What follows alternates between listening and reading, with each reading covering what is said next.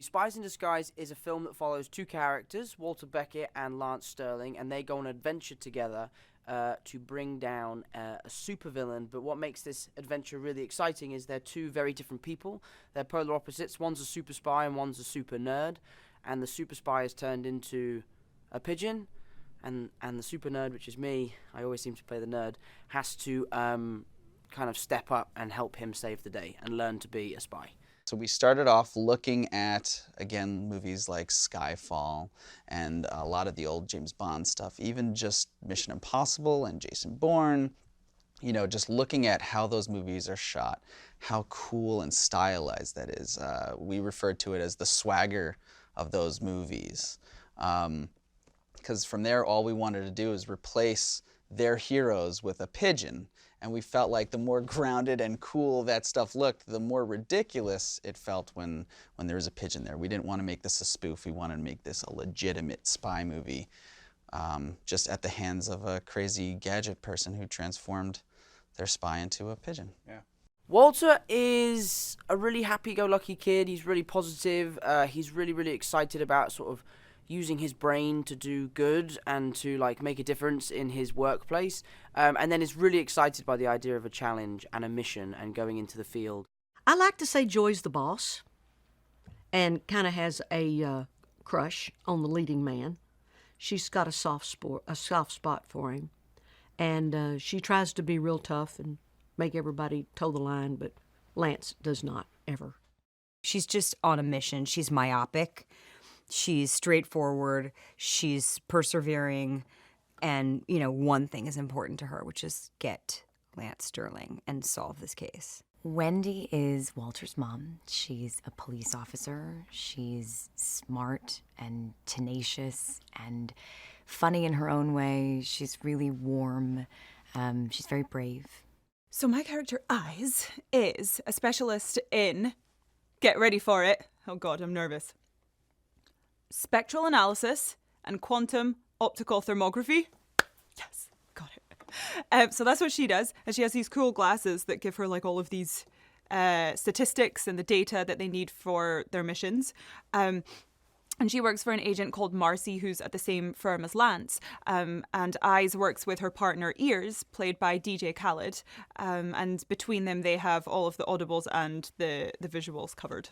So Kimura is kind of the villain, right? We definitely see there's a history between him and Lance Sterling, and he's a brilliant hacker. He kind of gets anything you want from the dark web, and he tends to help a lot of the bad guys, so that's where he's always at odds with Lance. Personality-wise, he is a big teddy bear at times. When you get to in the film, you'll see like a truth serum, and you see him become really kid-like. And I think that's what's great about him in terms of like as a technology expert. He's a big tech geek, and he understands everything about technology, and that curiosity brings that childlike wonder within him.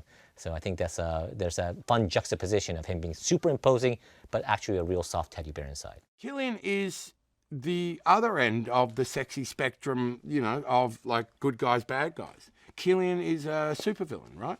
He's a guy that can and will take down enormous sort of body counts and damage and this and that, and I will take that diamond, or I will take that thing, or I will do that, you know, so that now the power balance has changed now because I've come and got this very nasty weapon and I've brought it over to you, leader of a questionable state, So these are the old paradigms of what good guys and bad guys look like.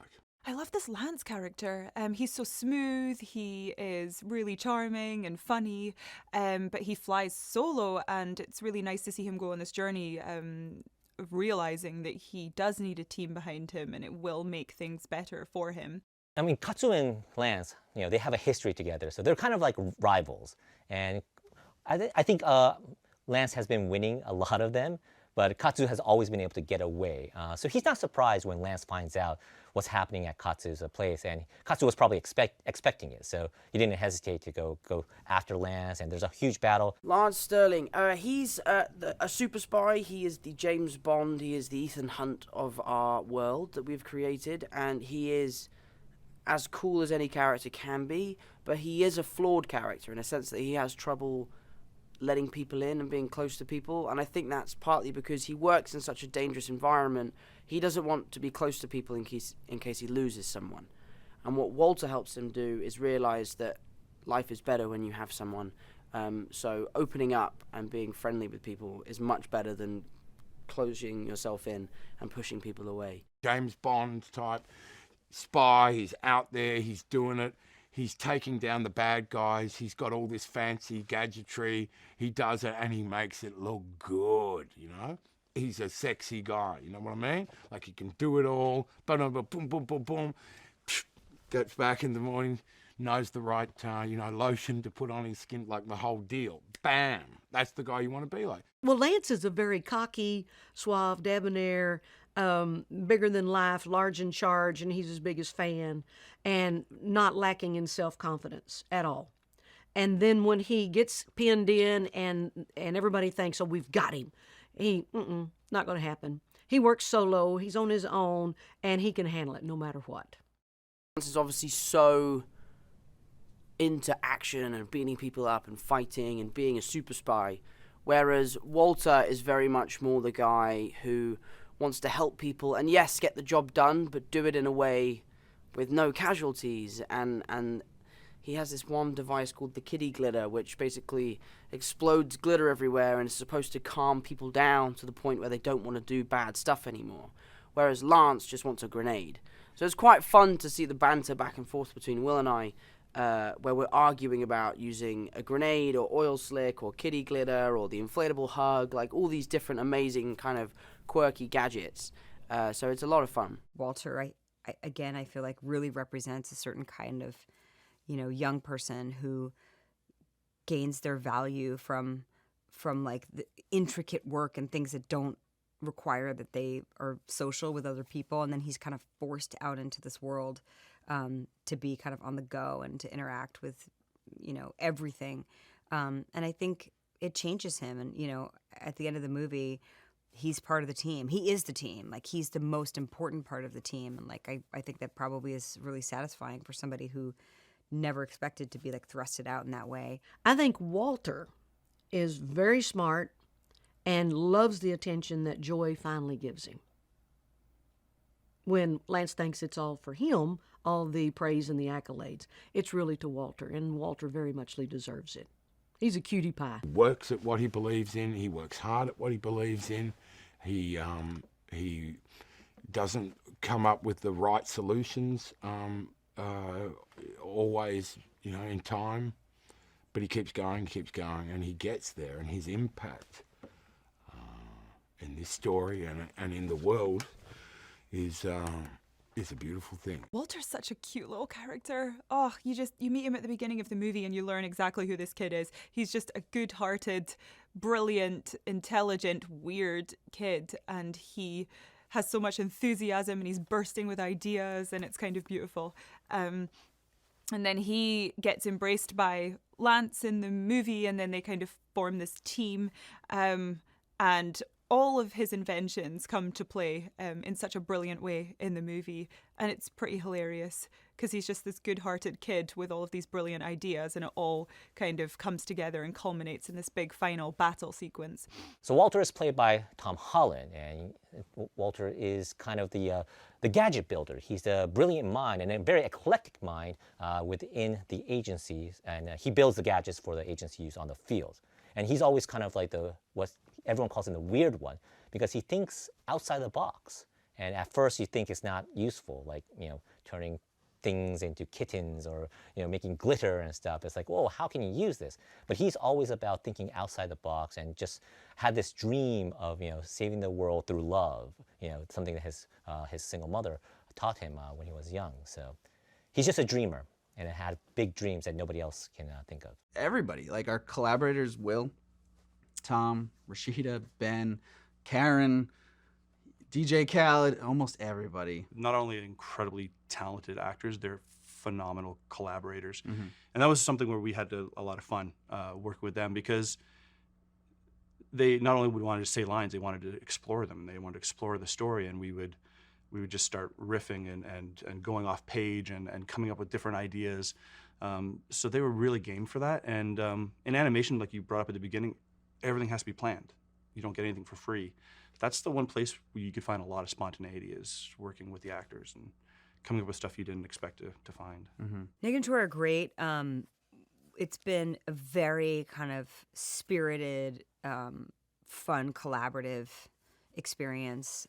We've recorded both here and in New York, and they've, along the way showed me everything and what they're thinking. And I've always felt like I knew where I was. And sometimes it's hard with these things because you kind of jump in and you haven't seen it for 4 months, and you have to pick up a couple lines here to make this scene better. But they've been so communicative. Nick and Troy have been amazing. They've been great collaborators and so much fun. We were able to improvise a lot of stuff, especially when things weren't locked down. We would throw things out and try things, and they were like, oh, try this. And I would pitch stuff, oh, I love that, let's try this. And it was just so much fun working with them. I loved working with Nick and Troy. I only got to spend a short time with them over a couple of sessions, but it was such a collaboration finding this role. It was really special to be able to walk into a space where I felt like I knew instantly how important this role was to them. And so in turn, it was important to me to be able to do it justice. And we just played a lot.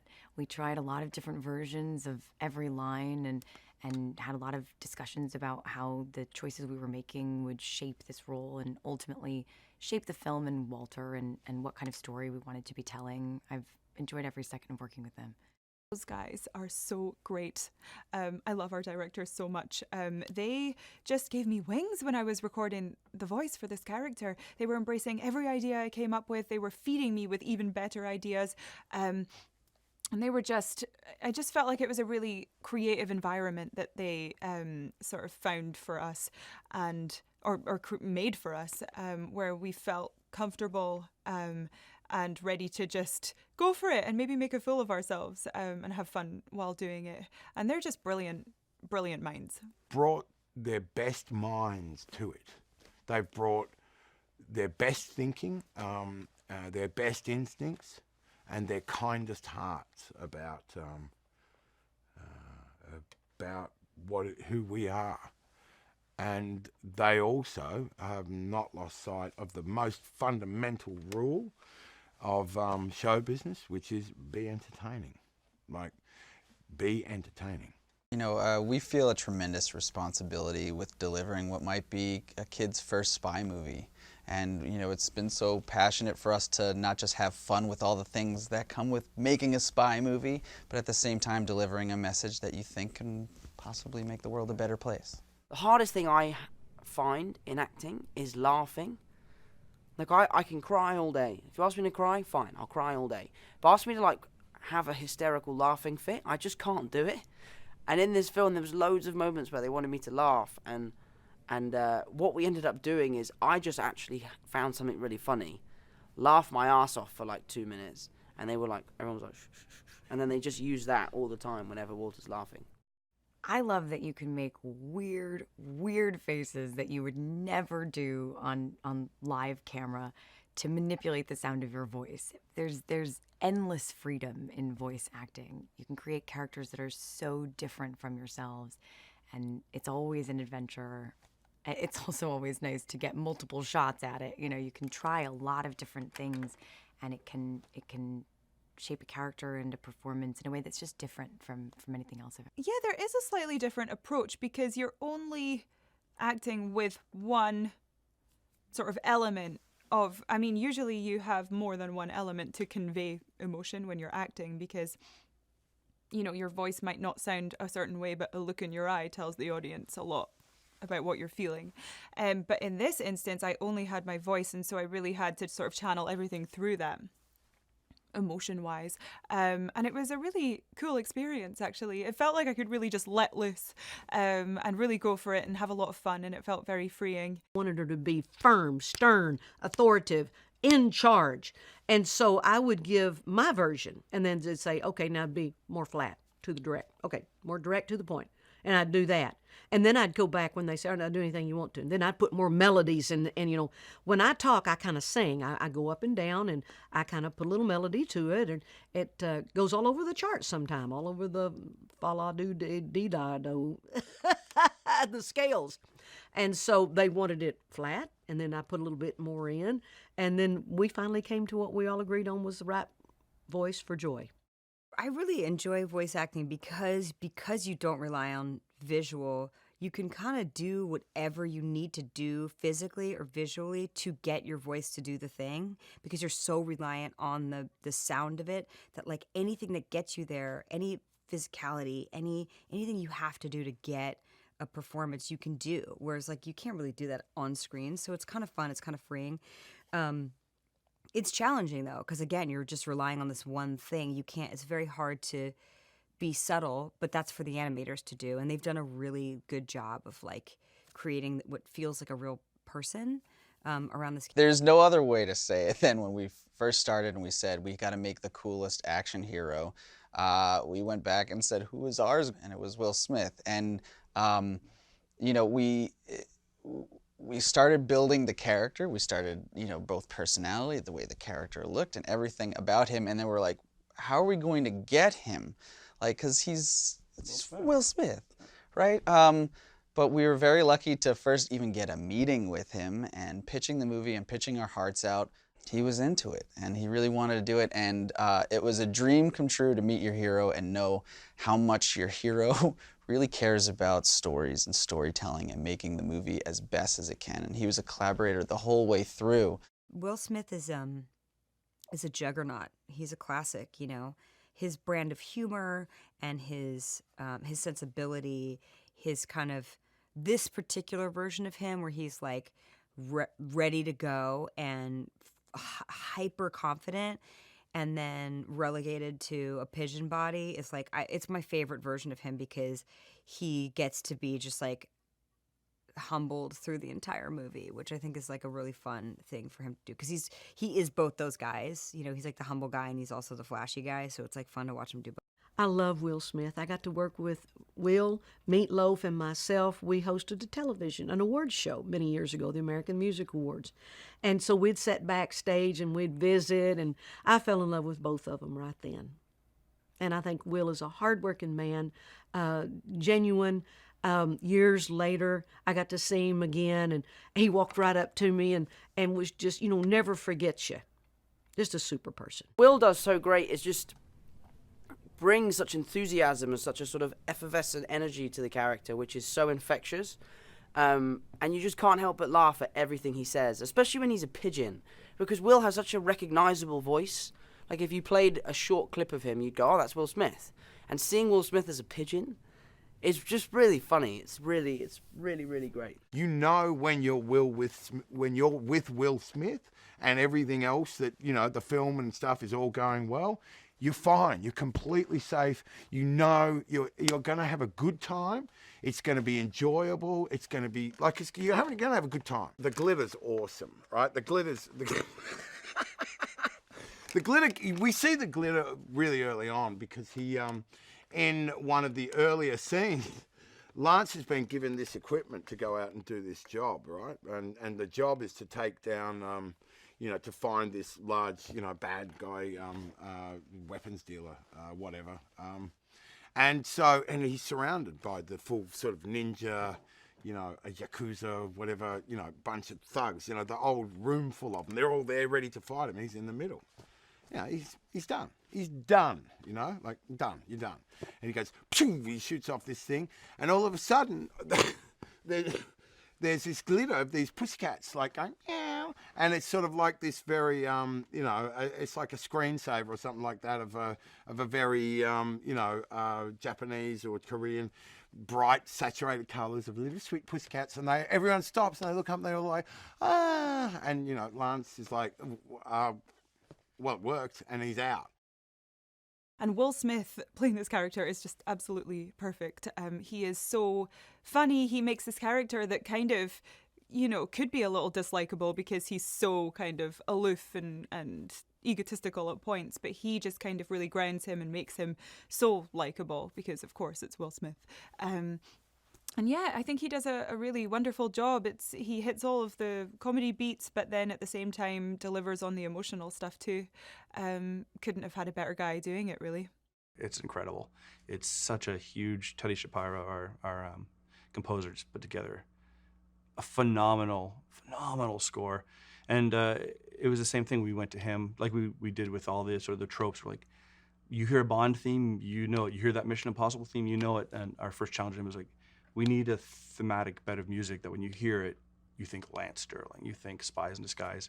And then from that, he just built this incredible score. I really like the scene in the lift where I try and convince him to listen about my idea for the biodynamic concealment. I think that's a really funny scene because it's just a really poor kid, like really trying to make a difference and really like looking up to his hero, and his hero shoots him down. And what's so nice about that scene is it's such a full circle moment when they become best buds and a teammate. So it's a nice sort of tee off to start the relationship. I really liked the scene with the truth serum. I thought it was really funny. Just to see all these people who are warring with each other respond to the same, you know, magic potion and just tell their truest feelings. And it was like really fun to record because we did a bunch of different versions of what my cats' names were, and I ultimately we went with the New Kids on the Block because that was my favorite band when I was in 7th grade. But just to see like all the kind of to see anybody, especially like in the middle of a fight, be vulnerable, I think is super funny. The glitter's awesome, right? The glitter. We see the glitter really early on because he, in one of the earlier scenes, Lance has been given this equipment to go out and do this job, right? And the job is to take down, to find this large, bad guy, weapons dealer, whatever. And he's surrounded by the full sort of ninja, a Yakuza, whatever, bunch of thugs, the old room full of them. They're all there ready to fight him. He's in the middle. He's done. He's done, like done, you're done. And he goes, pshoo, he shoots off this thing.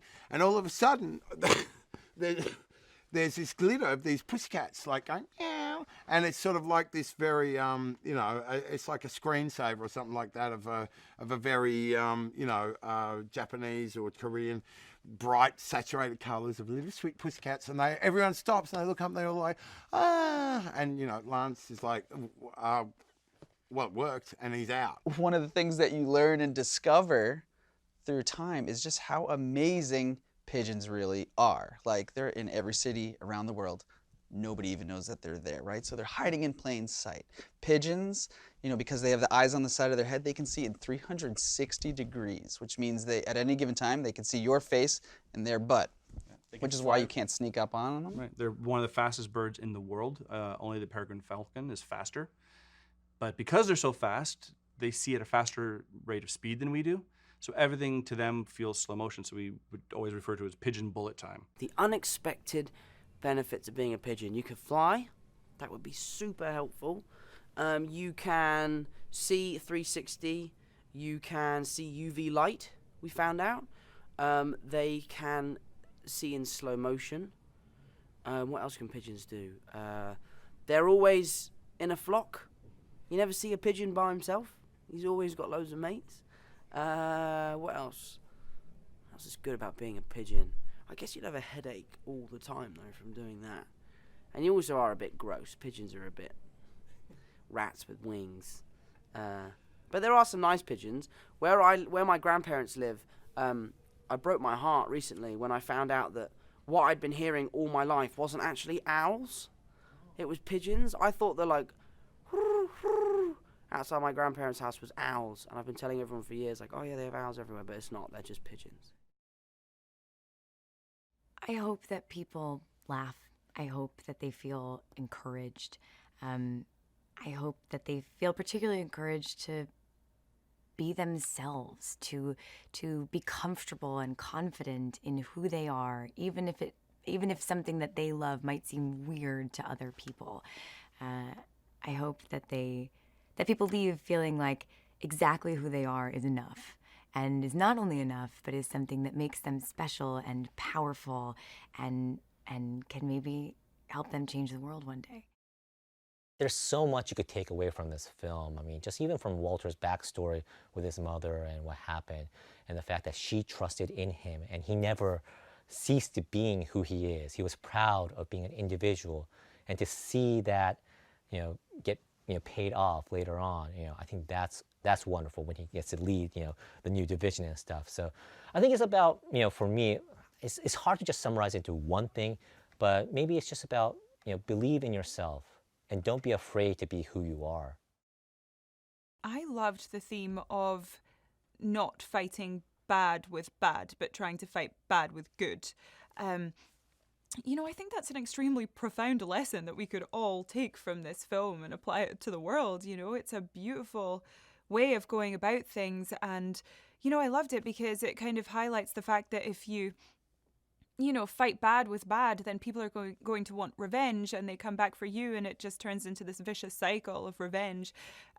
Whereas to actually, try to deal with something and save people, because we're all just people, good or bad, you might be able to end that cycle in some way. And I thought it was really profound in the movie.